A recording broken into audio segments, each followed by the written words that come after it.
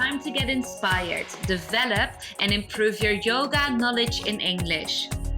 You're listening to Your Yoga in English, a podcast for non-native English-speaking yogis and yoga teachers that want to practice or teach yoga worldwide. My name is Annie, the founder of Enga Unite, and here to guide you on your way to become the confident, effective, and knowledgeable English-speaking yogi you want to be. Hello.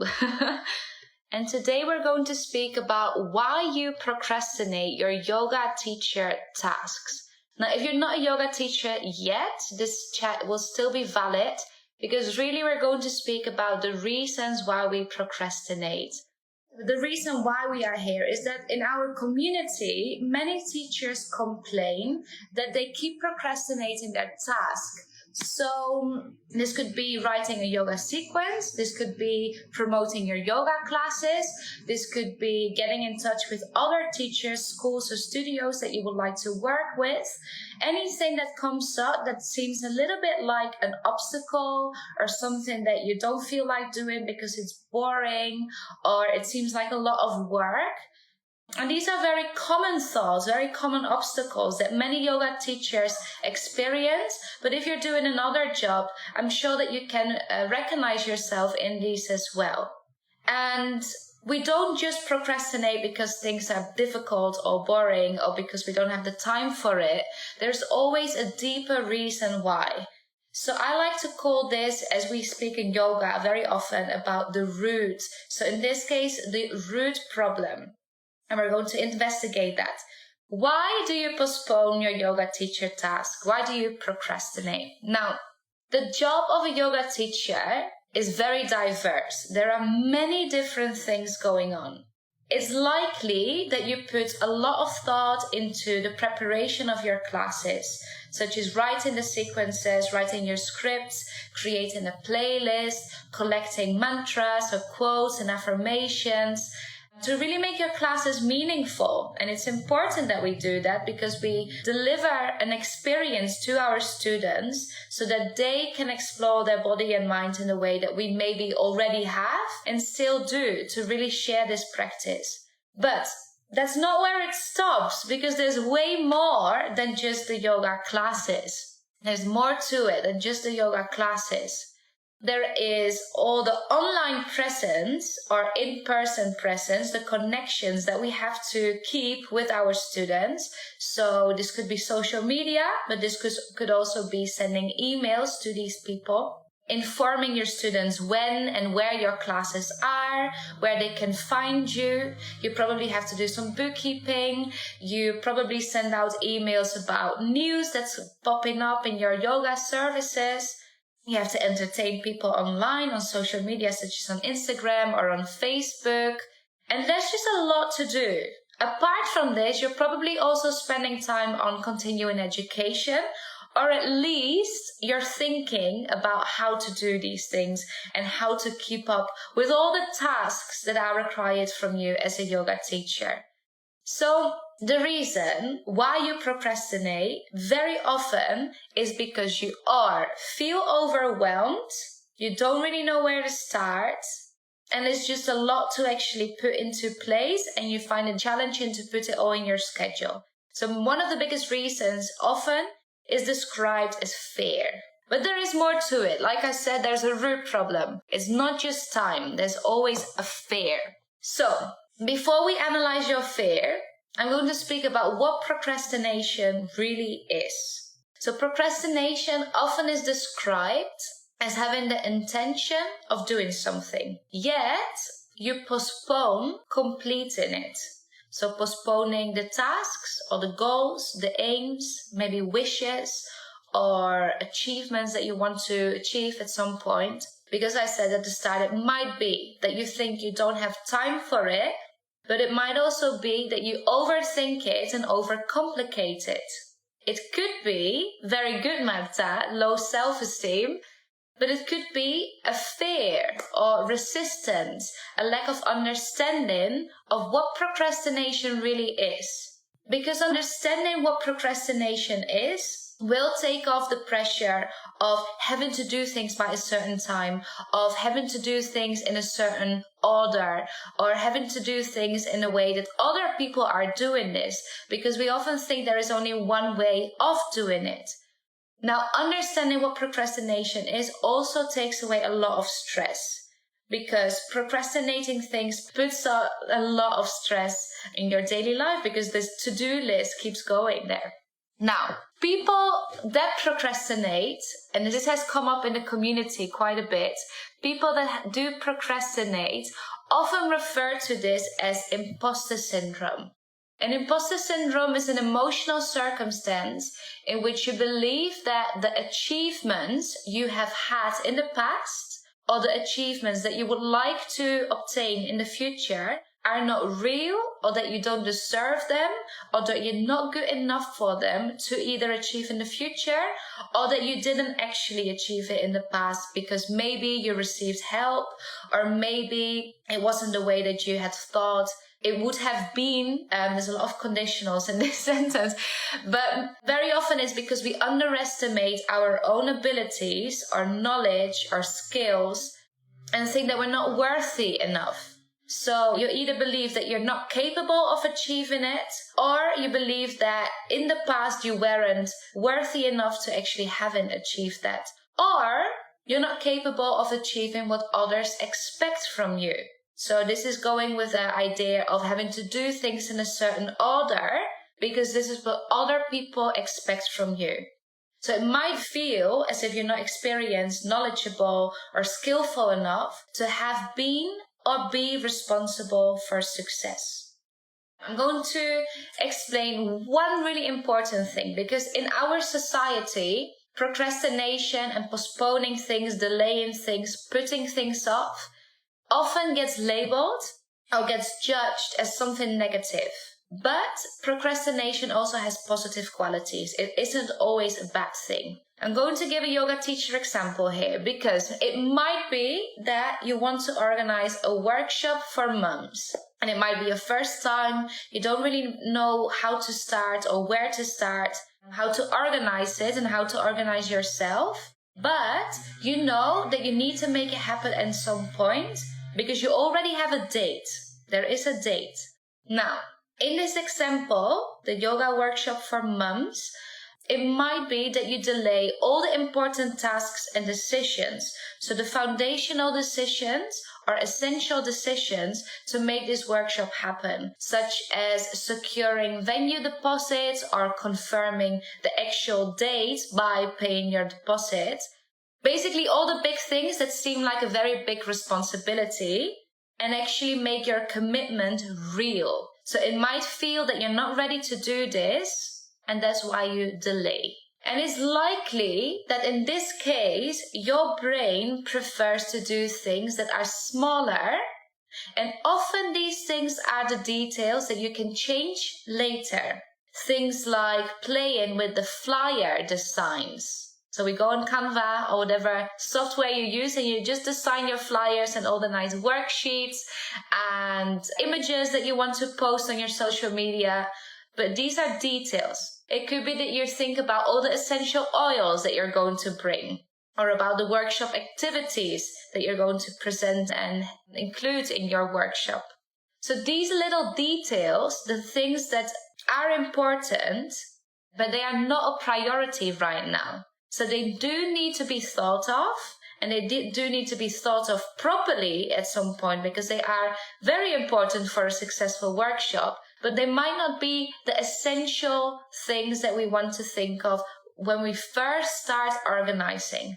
The reason that I'm saying this, or the reason I'm giving this example, is that procrastination in this sense is good because you don't overthink the smaller things ahead of time, which means that you don't forget them or leave them until the last minute. Because that's another thing that happens if we procrastinate. Everything until the last minute when we realize the workshop is tomorrow and we haven't organized anything yet. So this type of procrastination or postponing could help you to build on your ideas and to allow yourself to become more creative and consider new options and aims and designs, and to help you connect with the audience, which in this case are mums, and really think through the details that they would like and that are truly beneficial for them. Because in the end, the details do matter. These little details could be a big brainstorming event for yourself, because these details are the things that people notice when they come to your workshop and will leave a good impression for them to come back next time, or for them to refer you to other teachers, to other students or other mums next time. So they are important, but they are not necessary at this point of your organization. So procrastination or postponing isn't always a bad thing. It isn't always a bad thing because it does help you to organize yourself better ahead of time. Now, we know the pros of procrastination. There are obviously a lot of cons of procrastination. So when we procrastinate, we often overthink. And when you postpone and delay your things long term, this has become a habit, or this has become part of your identity, or we think this is part of our identity. We speak about chronic procrastination. So chronic procrastination often happens due to lack of confidence, lack of clarity, or maybe any type of fear. So this is about fears. I don't think it's a surprise when you hear that procrastination often can cause stress, anxiety, and fatigue, that it often causes feelings or symptoms as feeling stuck, or feeling trapped, or feeling caught in a pattern. And it will definitely not surprise you that it limits your growth and your potential, and it has a really negative effect on the way that you perceive yourself, on your self-worth, and on your well-being and productivity as a yoga teacher. So this chronic procrastination could be a sign of something more serious, such as depression or ADD or ADHD or anxiety. But it's very easy just to label it and tell yourself, well, I'm procrastinating. This is part of my identity, part of who I am right now. I believe that for most of us, it is a reaction, an emotional reaction to something that we don't feel ready to do. So it's based on fear, based on what Marta said, low self-esteem or lack of confidence. So in this case, the moment that you don't feel ready to do something, it could be that the idea of performing something or carrying out a task is so unpleasant that you would rather sabotage yourself or sabotage the situation, because you feel that you don't have the ability to do this, or you can't find the willingness to confront this obstacle or this struggle. And obviously, the longer we're in this, the longer we postpone, the worse we feel about ourselves, and the longer it actually takes to accomplish our goals and our yoga teaching dreams. So it really stops you from being who you are and who you could be. So let's have a look at the reason why, as a yoga teacher specifically, you postpone your tasks. So being an all-round yoga teacher is a very diverse job. I dare to say that being a teacher requires a lot more than you had imagined when you obtained your yoga teacher certificate. There's a lot more to it than you can imagine at the start. So it could be that you are already working another job, and this job takes up so much of your time that you feel you don't have enough time to also teach, or to teach as much as you would like to. It could be that you're teaching so many yoga classes this time that you don't have time for the other things that you need to do, such as the bookkeeping, promoting your classes, or staying in touch with your students through social media and email. And on top of this, over the years, with technology and online yoga becoming more and more popular, the market and the way we communicate and promote our classes has changed a lot more than probably we have learned in our yoga teacher training, if at all, because many of these trainings don't actually prepare you for the full, all-round, diverse job this entails. So these responsibilities have changed due to probably COVID-19, but even before that. And staying up to date to all of these changes, or with all of these changes, can feel really overwhelming. So I'm going to give you 3 statements, and I want to know if you feel identified with one of these, or if you do recognize yourself in one of them. So number 1, I feel stuck, lost, or I don't know what to do, or I don't know how to continue. So I feel stuck, lost, or I don't know what to do, or I don't know how to continue. Number 2, I don't know where, or I don't know how to start. And number 3, I don't have the time, or I have too much on my plate. Because these 3 statements are very, very, very common thoughts and beliefs among procrastinators. Whether you're a yoga teacher or you do any other type of job, these are very common. So do you feel identified with any of these 3 statements? Is this something that comes up for you when you postpone or delay your tasks? Because I believe that when you're in the middle of it, when you do feel overwhelmed, when you suffer from a type of fear, or when there is a lot on your plate and you don't really know how to continue anymore, it feels really real. This is a real event or a real happening in your life right now. And it's actually very challenging to see through that. So these thoughts and these feelings might feel true to you at that time. But I also believe that as a yoga teacher, you know that there is always more to it. And I already mentioned it at the start. There's always a deeper problem. And you hopefully remember what it is. Because it's the root problem. So the root problem of procrastination comes down to, Marta, down to self-doubt, lack of confidence, unrealistic goals, and lack of clarity. But the good news is that you don't need to gain self-confidence before you can continue with your plans. So here is the exercise. I'm going to take you through an exercise so you can take the first step into learning how to beat procrastination, so that you can finally keep doing the things, or finally do the things that you have been postponing, and grow self-confidence by doing it. Giving you this exercise for introspection and practice Svadhyaya. So you know, yoga teachers, Svadhyaya is self-study, and we're going to reflect and we're going to meditate on the root problem. So grab a pen, grab some paper, sit down and write the following questions down with me. Or if you like, take a screenshot so you can refer back to them when you have a moment to sit down and actually reflect on these questions. So take a screenshot or grab pen and paper right now, and we're going through them. So question number 1. In your yoga teaching career, what do you actually delay or postpone? Is this writing a sequence, or starting your online yoga business, or filming yoga classes for YouTube? What is it that you really actually delay or postpone? Question 2. When you write these things down, listen to your emotions. When you think about the thing that you're neglecting or that you're postponing, what do you feel? So when you think about the thing that you neglect or postpone, what do you really feel? Is this a fear of failure? Do you feel useless or unprepared?